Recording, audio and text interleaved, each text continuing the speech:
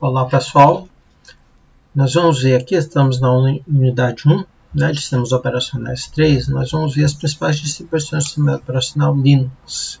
Tá? Temos aí a referência, quem quiser se interessar mais. Né?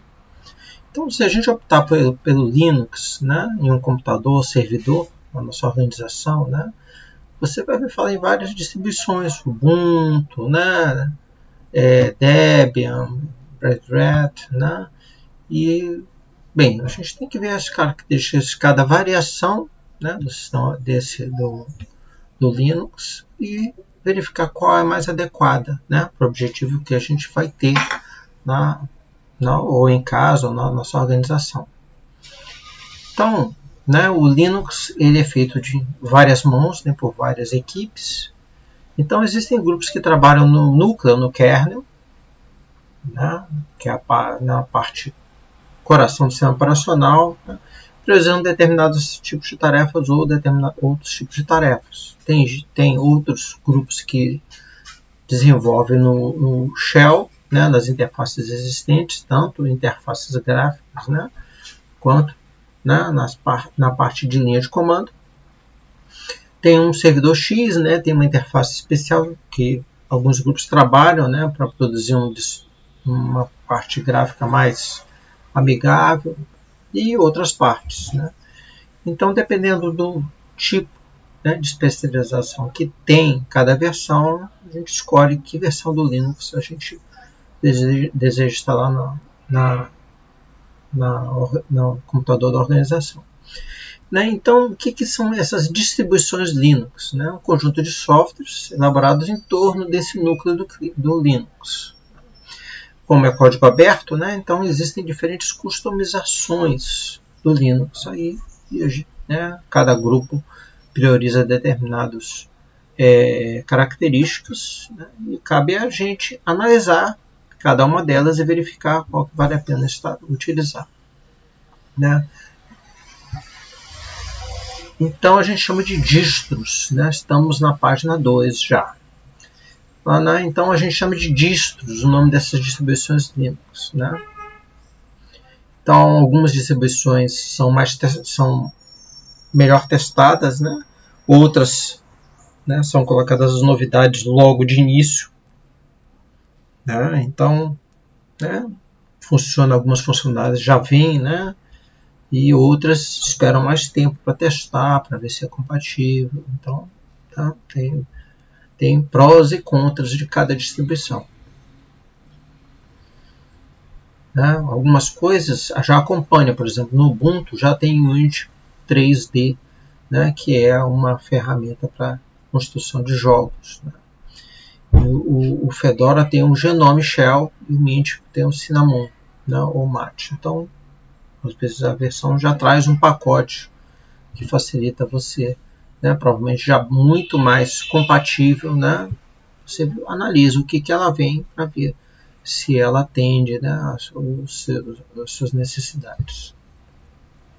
Né? Pacotes, lembrando, pacotes são softwares que eu instalo no Linux. A gente chama de pacotes porque isso é gerenciado pelo instalador de pacotes do Linux, que a gente vai ver mais adiante, não nesse documento, mas mais adiante, lá, acho que unidade 7 ou 6 aqui desse curso. Então, como é que a gente escolhe uma distribuição Linux? Né? Então, tem que levar em consideração o ambiente desktop, a sua estabilidade, compatibilidade com o hardware que eu estou utilizando, né? E o suporte. Aí que está. Então, a gente tem que ter muito cuidado para escolher uma distribuição Linux. Né? Se a gente tiver uma tarefa específica, principalmente se essa tarefa for crítica, for um servidor de banco de dados, um servidor web, a gente tem que ter muito cuidado em escolher qual distro eu vou instalar no computador. O ambiente desktop das distribuições Linux é altamente configurável. Né? Você tem vários pacotes, né? Vários tipos de interfaces gráficas. Né? O Ubuntu é mais fácil de usar, outras interfaces gráficas não são tão fáceis de usar, mas são altamente customizáveis. Né? A gente tem que escolher aí uma delas. Umas são mais pesadas, outras são mais leves. Né? Um hardware mais modesto consegue executar determinados distros com mais rapidez. Um ponto interessante, né, que a gente chama de trade-off, ou seja, é você dosar, né, é uma escolha que eu tenho que fazer, digamos, estabilidade versus atualizações. É um trade-off. Eu quero uma versão estável. Se é estável, foi bem testada. Se for bem testada, já está há mais tempo aquela versão né, sendo usada por várias pessoas. Né? Então, isso é um ponto lá da minha linha. Atualizações, uma versão que volta e meia tem atualizações, volta e meia tem novidades. Provavelmente essas atualizações não foram exaustivamente testadas na comunidade. Pode ser que venha alguma coisa que não seja compatível com um determinado tipo de periférico que você esteja utilizando. Então, mas tem uma novidade, ela pode ter buzina, né? Mas ela pode ter algumas vantagens aí. Então, a gente tem que escolher, a gente chama de trade-off, né? Você escolhe entre estabilidade ou atualização, ou meio termo, né? Você não, é o cobertor curto, você não consegue ter tudo, mas você tem que fazer suas escolhas, né? Isso que a gente chama de trade-off no mundo, né, da economia dos negócios, né? Compatibilidade hardware. Então, tem vários drivers, né, do Linux para os hardwares. Então, você tem que pesquisar para ver o seu hardware, né, se aquele distro, né, ele consegue executar naquele hardware de forma fácil, sem dar problema, sem dar conflito. Outro ponto que a gente tem que considerar numa distribuição Linux é a comunidade. Se eu tenho uma comunidade grande, várias pessoas ali testando, suportando aquela versão, isso é interessante. Se eu tenho uma comunidade pequena, pode ser que nem todas as facilidades implementadas, as modificações que essa comunidade fez, estejam maduras para serem, né, para eu tenho que confiar ali um serviço que eu vou colocar na minha organização. Alguns exemplos de distros, né, distribuições Linux, né? A gente pode ver nesse site aqui, DistroWatch. Tá? Vou abrir, né? Deixa eu chegar ao final do documento. Eu abro aí, a gente vai ver, na verdade, um mundo de coisas vai se perder. Mas eu vou falar de 5 distribuições ali que são faladas. Aqui, a Arch, né, que é uma distribuição para uso geral, versátil, eficiente, simplicidade. Então, ela tem lá o sistema mínimo para o usuário configurar, etc. Né? E a maioria das configurações você faz via linha de comando, no shell, no dash, né? Abre um editor de texto, mexe lá naquele aquele script de configuração. Né? Então, provavelmente uma distribuição mais leve, com um hardware mais simples. Temos a Fedora, né, patrocinada pela Red Hat, que é muito conhecida no meio corporativo. Só para ter uma ideia, a IBM, acho que ela comprou a Red Hat e disponibiliza Linux em uma determinada linha de computadores deles. Então você vê que Linux não é uma coisa de fundo de quintal. A IBM está investindo também em servidores que suportam Linux. Então, para a gente entender que Linux não é uma coisinha, é um software gratuito que eu uso aqui, que você vai andar, né, à parte das grandes corporações. Então, a Fedora, né, então, inclui mais recentes tecnologias nesse distro, a Red Hat, né, na distro Fedora. Debian é mantida, né, uma comunidade grande aí, e cada lançamento, né, cada versão né, pelo que falo, bastante testado, né, são vários testes. Então você procura uma versão do Linux estável, você pode escolher o Debian. Então você quer usar um Linux fácil de usar, pega o Ubuntu, mantido pela Canonical. Ele tem uma interface bem mais amigável, até algumas configurações são via janela. Então é muito bom para você começar no Linux. E, claro, né, tem a interface gráfica que facilita bastante o uso. Né? Então tem a Red Hat, né, que é a versão mais estável da Fedora. Né?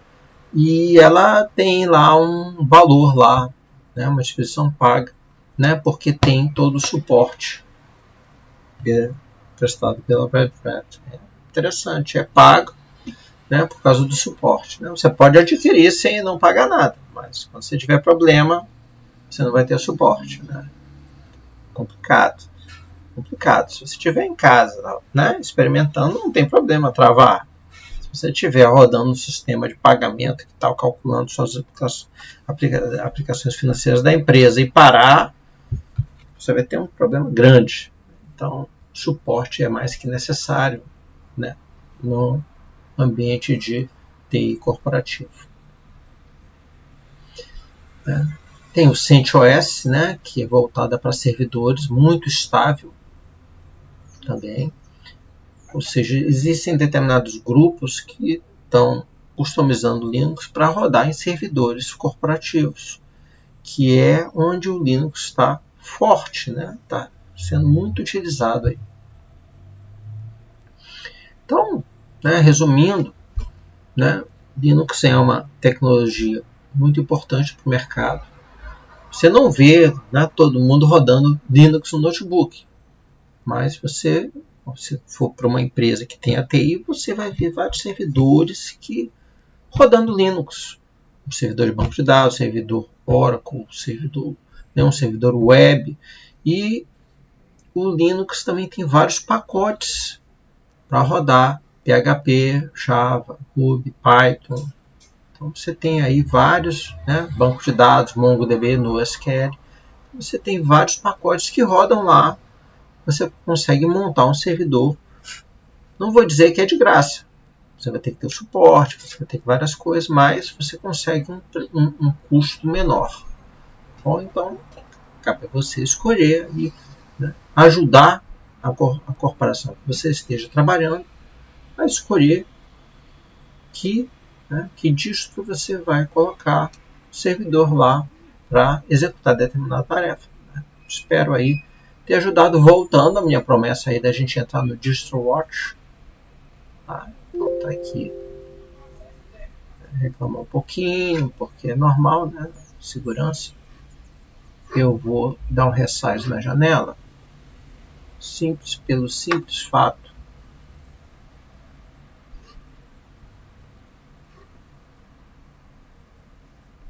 só um instantinho. Tá aqui, na verdade um pouquinho menor, né? DistroWatch aqui é um site, tá vendo? Quantidade de distribuições Linux, tutoriais, etc. Tá vendo? Clonezilla, né? FairenOS, né? Tem várias coisas falando, né, da correção de bugs aí. A quantidade aqui do ranking de acessos, MX Linux, Manjaro, Mint, Ubuntu, Debian, tá vendo? Quantidade de versões de Linux que nós temos aqui. Já viu que eu falei de 5, né? Mas olha só, temos aqui no mínimo 100, deve ter muito mais que 100 aqui, né? Então, já viu que é um mundo, Linux é um mundo né, que é utilizado, né? Por isso que tem essa força toda. Outra coisa que eu observei aqui é a IBM. A IBM tem Linux One 3, né? É o 1 e 3, é pensado. Né? Então você tem aí um Linux rodando aí uma linha da IBM, né? E suporta várias coisas aí. Bom, então é isso, gente. Tá? Então só para a gente conhecer, né, o mundo que é o Linux. Assim que a gente, né, virar especialista, a gente já vai se interessar à medida que vai vendo durante esse curso aí. Bom, gente, então vamos encerrando esse documento por aqui e vamos continuar aí com o curso, né? Atividade 1. Ok, gente. Obrigado. Tchau, tchau.